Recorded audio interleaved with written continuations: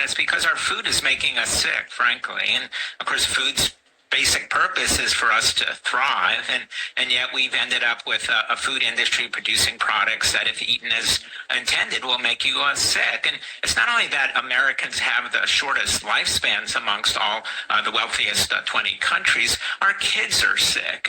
We heard that today. 20% have obesity, 20% have prediabetes, a fatty liver disease, unthinkable in kids. In fact, they even had to change the name. It used to be adult onset diabetes. They had to change it to a type 2 because of kids being sick. Highly processed foods make up 73% of the American food supply. RFK Jr. promised this would be his #1 priority. He didn't say how he would make our food safer, so what do you think he should do? How do we do that? Well, there are two things we need to do. I think first, overall, we should set a goal as a nation to ensure our children reach age 18 at a healthy weight and in good metabolic health. Today, the goals of all of our food and nutrition programs is just ensuring access to healthy options, information like labeling. But we really should set as a goal to get our kids to 18. I talk about this. I worked when I also at FDA. We regulated tobacco. 25% of young people smoked, less than 2 today. So we can take on these tough problems. Specifically, how do we do this? One, the FDA needs to regulate the design of ultra-processed food. They need to tell companies, yes, taste, cost, and convenience should be 3 of your sort of 4 North Stars, but the 4th is health. You have to do the research and prove to us that the food you're designing can be eaten as you're intending and not make people sick. These ultra-processed foods are designed by actual food engineers to be irresistible so that we'll eat more and more and more. I mean, this is a major effort that goes, that these food makers are making that would have to be now undone.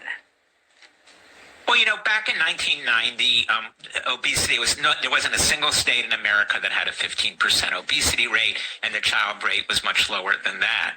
30 years later, almost half the country is obese and 20%. What happened over those 30 years?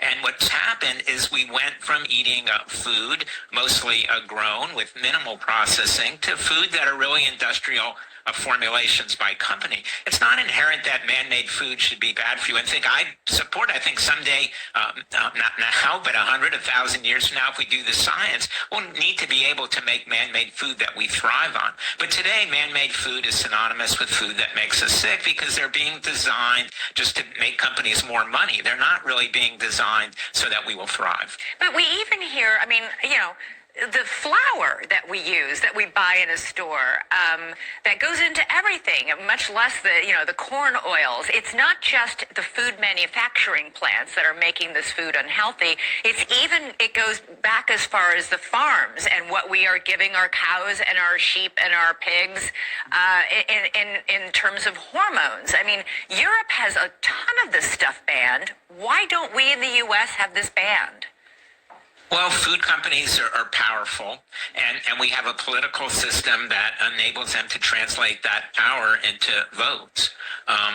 It's blocked the investment in nutrition science. We have very low investment in nutrition science. We have national institutes of health. We have institutes for heart disease, cancer, diabetes. We should have those. They should be working on treatments for those diseases, but, they all have in common that they're caused by our food, yet we have no Institute of Nutrition to figure out why, so we can give the FDA, we can give the companies guidance on how they can design foods and regulate them to keep them so that we thrive on them, and certainly that they don't make us sick. Well, listen, it's not that you have to give up your French fries, but the potatoes need to be grown without the fertilizers that can linger on those potatoes. They need to be made in oil that isn't so terrible for you. In other words, I was an army brat, so I spent a lot of time growing up in Europe. You don't have to give up some of these great foods. You eat them when you're overseas, but they're just made in a much more healthy way.